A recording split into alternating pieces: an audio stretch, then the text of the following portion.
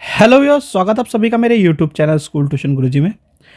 बच्चों, आपके एग्ज़ाम्स आने वाले हैं, तो लास्ट टाइम रिवीजन के लिए ज़रूरी होता है कि आप प्रैक्टिस पेपर्स को रिवाइज करें और पुराने पेपर्स को देखें, क्योंकि पहले आप जो करते हैं अपने चैप्टर्स को याद, फिर बात आती है प्रैक्टिस की, क्योंकि प्रैक्टिस की जाती है लास्ट मूवमेंट पे।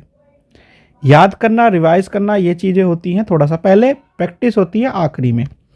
तो आज हम करने वाले हैं बच्चों आपका प्रैक्टिस पेपर, जो कि आपका DOE ने इशू किया है फॉर द सेशन 2023-24।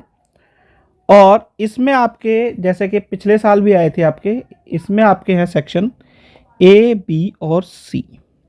ठीक है, आज हम सबसे पहले करने वाले हैं बच्चों सेक्शन A को। सेक्शन A में जब बात करेंगे, आपका क्वेश्चन कौन सा है? क्वेश्चन है 1, जिसके पार्ट है 12 और MCQ बेस्ड या ऑब्जेक्टिव टाइप क्वेश्चन आंसर का ये पार्ट है। 1 वर्ड 1 सेंटेंस का है, 1 मार्क्स ईच। ठीक है, तो 1 मार्क्स ईच का है। यही आपका सबसे ज़्यादा स्कोरिंग पार्ट भी है, तो इसलिए इसे ध्यान से समझते चले। अब क्वेश्चन नंबर 1 में पहला पार्ट है आपका, polio and chicken pox are caused by. तो पोलियो और चिकन पॉक्स किससे होता है बच्चों? वायरस। पोलियो या चिकन पॉक्स होता है आपका वायरस से। ठीक है बच्चों, चलिए अब अगला क्वेश्चन देखते हैं, क्वेश्चन नंबर 2। क्वेश्चन नंबर 2 क्या कहता है? Which of the following is a renewable source of energy. इनमें से कौन सा रिन्यूएबल सोर्स ऑफ एनर्जी है? देखिए, कोल, पेट्रोल और natural gas renewable source of energy नहीं है। अब अगर हम वाटर की बात करें, वाटर आपका रिन्यूएबल सोर्स ऑफ एनर्जी है, क्योंकि इसे हम बार बार यूज़ कर सकते हैं। अगर आप डैम की बात करें तो एक बार से या डैम से पानी गिर गया, उसके बाद फिर वापस कहीं आप डैम लगा दीजिए, फिर आप इसे यूज़ कर सकते हैं। तो इस तरीके से ये आपका रिन्यूएबल सोर्स ऑफ एनर्जी हो गया बच्चों। चलिए अगला क्वेश्चन देखते हैं, क्वेश्चन नंबर 3 यानी पार्ट 3। फिर है fossil fuels are coal, petroleum और नेचुरल गैस। सारे के सारे फॉसिल फ्यूल हैं, तो इसका हो गया आंसर डी। फिर है इसका पार्ट 4। पार्ट 4 क्या कहता है? The hearing range of human ear is 20 to 20,000 हर्ज, यानी 20 हर्ज टू 20,000 हर्ज। तो ये है ट्रू। जो ह्यूमन ईयर है उसकी जो सुनने की क्षमता है वो 20 से 20,000 हर्ज यानी 20 to 20,000 हर्ज के आसपास है। फिर है आपका क्वेश्चन नंबर 5। क्वेश्चन नंबर 5 क्या कहता है?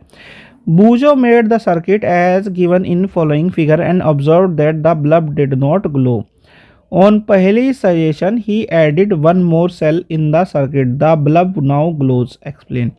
यानी बूजो ने क्या किया? एक सर्किट बनाया और इसे इस तरीके से रखा और उसका बल्ब नहीं जला, यानी एक सेल था यहाँ पे, तो उसका बल्ब नहीं ग्लो करा।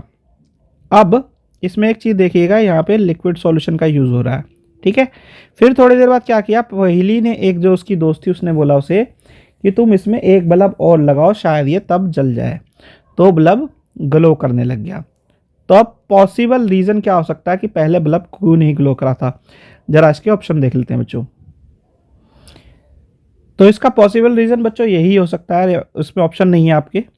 और पॉसिबल रीज़न ये हो सकता है क्या कि पहले जो करंट का फ्लो था, जो करंट था वो इतना नहीं था कि आपका बल्ब ग्लो कर सके, लेकिन जब इसमें 2 सेल लगाए गए तो पावर थोड़ी बढ़ गई और जो क्या था, करंट जो है हो गया इंक्रीज, तब ऐसा हो सकता है। चलिए आगे बढ़ते हैं बच्चों। अब बच्चों इसमें एक और क्वेश्चन दिया है आपका, ये आपके जो दूसरे स्टूडेंट हो सकते हैं CWSN के, उनके लिए दिया गया है। क्वेश्चन क्या है? क्वेश्चन इंपॉर्टेंट है, आप ये मत सोचिएगा कोई क्वेश्चन इंपॉर्टेंट नहीं होता है, या उनके लिए दिया गया स्पेशली। क्या है question? Why is a layer of zinc coated over iron. कि आयरन के ऊपर जिंक की कोटिंग क्यों की जाती है? तो आयरन की कोटिंग करने से होता क्या है, आपका जो ये मटेरियल है वो क्या बन जाता है? कोरोजन रेसिस्टेंस बन जाता है, यानी कि उस पर जंग नहीं लगता है। ठीक है बच्चों।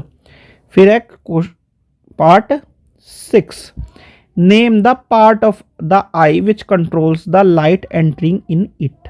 ये आपका रिपीटेड क्वेश्चन है, पहले भी रिपीट हो चुका है, इसलिए इसका ध्यान रखिएगा।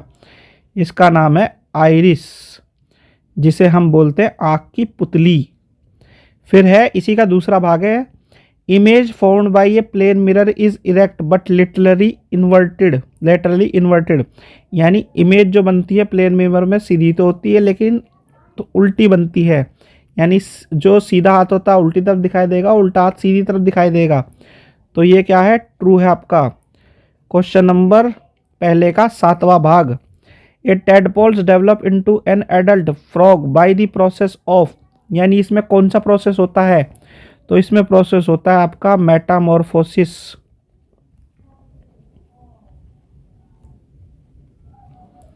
SIS। 8वां भाग देख लेते हैं, organic waste can be decompose to from dash which can sustainably enhance the nutrient content of the soil. यानी ऑर्गेनिक वेस्ट जो होता है उसे किस तरह से डिकम्पोज कर सकते हैं आप, किस चीज़ में बदल सकते हैं, तो वो होता है आपका मैन्योर। एक होता है फर्टिलाइजर, फर्टिलाइजर कौन सा था, केमिकल वाला, ये होता है मैन्योर बच्चों। ठीक है, चलिए आगे बढ़ते हैं। 9वां क्वेश्चन देख लेते हैं, इसका 9वां भाग, नेम एनी 2 खरीफ क्रॉप्स। तो वो है आपके पैडी और शुगर। वैसे भी सीजन चल रहा है ना, शुगर आपकी जो है बनने लग रही है, और आपको शुगर केन के बड़े बड़े जो ट्रैक्टर्स हैं, आपके ट्रक से भरे हुए नज़र आ रहे होंगे आपके आस पड़ोस में, अगर आप गांव से रहने वाले हैं तो। फिर है इसका 10वां भाग। 10वां भाग क्या कहता है, डिफाइन एटमॉस्फेरिक प्रेशर। अब इसे समझने का सिर्फ एक आसान सा तरीका, आपको 2 चीज़ें याद रखनी है इसमें, कि प्रेशर क्या होता है। प्रेशर होता है force acting per unit area.